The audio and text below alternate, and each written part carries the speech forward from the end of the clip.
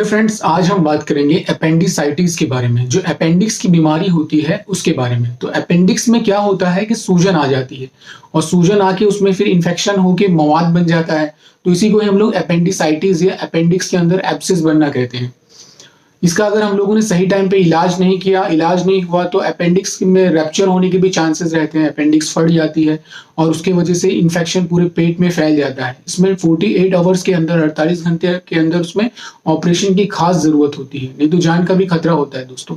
इसलिए हम लोग आज जानते हैं अपेंडिक्स होता क्यों है और उसको किस तरह से हम लोग बच सकते हैं। अगर क्रॉनिक अपेंडिक्स है, जिसको धीरे धीरे अपेंडिक्स है, मतलब बहुत एक्यूट कंडीशन में नहीं कि बहुत ज्यादा सूजन आ गई है, बहुत ज्यादा मवाद भर गया है, ऐसी कंडीशन नहीं है। क्रॉनिक अपेंडिक्स है, पेट में दर्द उठा, फिर एंटीबायोटिक्स ले लिया, आराम हो गया, फिर कुछ दिन बाद फिर से ध्यान नहीं दिया, फिर से दर्द उठा, इसे क्रॉनिक अपेंडिक्स कहते हैं। तो ऐसे जो क्रॉनिक अपेंडिक्स है, जो धीरे धीरे बने हुए हैं, सूजन जो अपेंडिक्स के अंदर बनी हुई है, तो आपने सही आयुर्वेदिक दवाइयों का इस्तेमाल किया तो आप ऑपरेशन से बच सकते हैं दोस्तों। अपेंडिसाइटिस की अगर हम लोग लक्षण की बात करें, इसके सिम्टम्स क्या क्या है, तो इसमें सबसे पहले जो है पेशेंट को बहुत बुखार रहता है, उल्टी होता है, उल्टी जैसा महसूस होगा जिसे हम नौजिया कहते हैं, या बहुत ज्यादा उल्टी होती है, पेट में दर्द बहुत ज्यादा रहता है।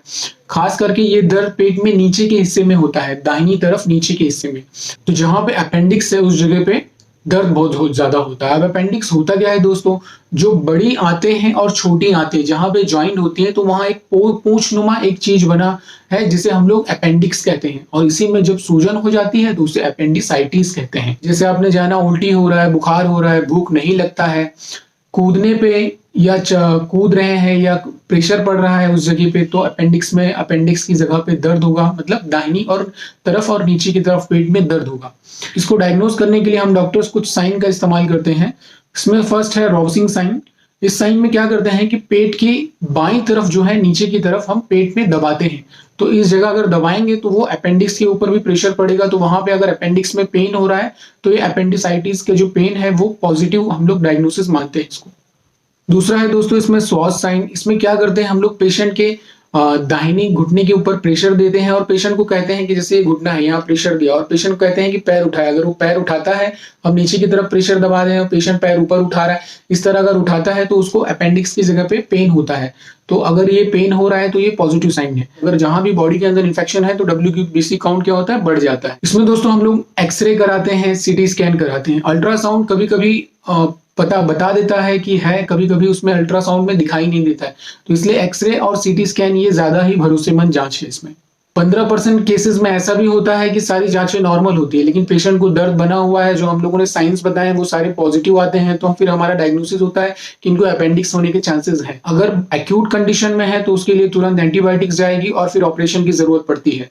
लेकिन अगर क्रॉनिक कंडीशन में है, बहुत दिनों से बना हुआ है अपेंडिसाइटिस, तो आपको हर्बल मेडिसिन लेके, हर्बल आयुर्वेदिक दवाइयां लेके आप अपने आप को ऑपरेशन से बचा सकते हैं और अपने अपेंडिक्स को ठीक कर सकते हैं। अगर हम इसमें आयुर्वेदिक ट्रीटमेंट की बात करें तो इसमें हम लोग आम पाचन जैसी ट्रीटमेंट्स देते हैं और अंतर्विद्रिधि की चिकित्सा करते हैं, मतलब अंदर जो पस बन जाता है पेट के अंदर, तो उसकी जो ट्रीटमेंट आयुर्वेद में बताई गई है उसको फॉलो किया जाता है। अब इसमें सबसे इंपॉर्टेंट है कि अगर पेशेंट को एक्यूट कंडीशन में है, तो एक्यूट कंडीशन में हॉस्पिटल में तो पेशेंट जाएगा तो उसको NBM कर देंगे, मतलब नील बाय माउथ कर देंगे, उसको कुछ खाने के लिए नहीं देंगे, ज्यादातर उसको ग्लूकोज के जरिए ही दवाई जाएगी। और फिर उसमें एंटीबायोटिक्स का रोल बहुत इंपॉर्टेंट होता है कि इन्फेक्शन है तो उसके लिए एंटीबायोटिक्स की दवाइयां चलाई जाती है। पर यहाँ भी अगर आप आयुर्वेदिक ट्रीटमेंट कर रहे हैं तो इसमें आपने क्या किया कि आपने खाना हल्का कर लिया। अगर क्रॉनिक जो अपेंडिक्स है, क्रॉनिक अपेंडिसाइटिस है, जो धीरे धीरे अपेंडिसाइटिस बना हुआ है, उसमें आप लोग खाने को हल्का कर लीजिए और इजीली डाइजेस्टेबल, आसानी से पचने वाला खाना लीजिए। इसमें मूंग का दाल का सूप हो गई, मूंग की दाल के साथ में खिचड़ी बनाई जाती है, उसका बहुत अच्छा रोल है।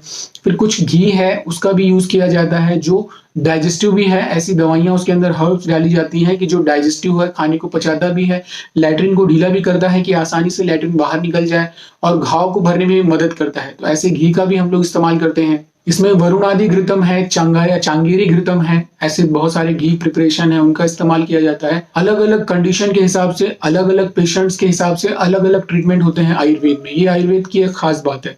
अगर हम लोग कषाय की बात करें तो इसमें अमृतोत्तरम कषायम, इसका भी बहुत अच्छा इस्तेमाल है। आयुर्वेद में बहुत सारी लैक्सेटिव दवाइयां बताई गई हैं कि जो पेट को साफ करती हैं, तो ऐसी दवाइयों का भी इस्तेमाल करना पड़ता है जो बहुत तेजी से नहीं, धीरे धीरे पेट को साफ करे कि उससे प्रेशर भी ना पड़े अपेंडिक्स के ऊपर। इसमें संजीवनी वटी है, आरोग्यवर्धिनी है, ऐसी बहुत सारी टैबलेट्स हैं, इनका हम इस्तेमाल करते हैं और इनका बहुत ही अच्छा रोल है दोस्तों।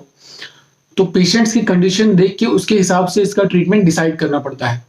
तो दोस्तों आज हमने जाना अपेंडिसाइटिस के बारे में कि ये क्या होता है, इसके क्या-क्या लक्षण है और इसके आयुर्वेदिक क्या ट्रीटमेंट है दोस्तों। आज के लिए बस इतना ही दोस्तों, मिलते हैं अगली वीडियो में नए इन्फॉर्मेशन, नए टॉपिक के साथ। आप अपनी सेहत का ख्याल